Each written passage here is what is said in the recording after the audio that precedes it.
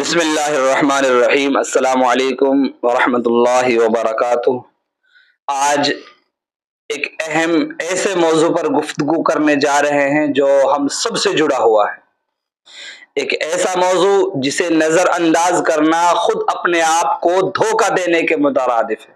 جی ہاں، آج کا بگڑا ہوا معاشرہ۔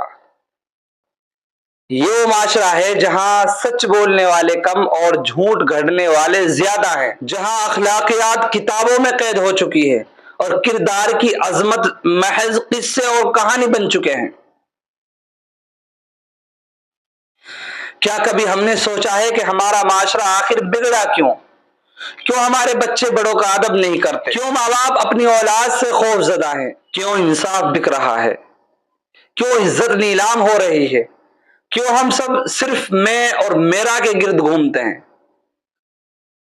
معاشرہ بگڑتا ہے جب علم سے عمل نکل جائے، جب دولت کردار پر حاوی ہو جائے، جب سوشل میڈیا اصلی رشتوں کو نگل جائے، اور جب ہم خود کو بدلنے کے بجائے دوسروں کو الزام دینا شروع کر دیں۔ لیکن ابھی بھی وقت ہے، ہر فرد اپنی اصلاح کرے تو معاشرہ خود بخود سنور جاتا ہے۔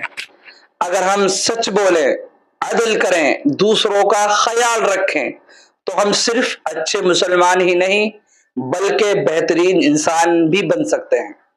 تو آئیے آج سے، ابھی سے، اسی لمحے سے ہم خود کو بدلنے کا عزم کریں تاکہ کل کا معاشرہ بہتر ہو سکے، کیونکہ معاشرہ ہم سب سے ہے اور ہم معاشرے سے ہیں۔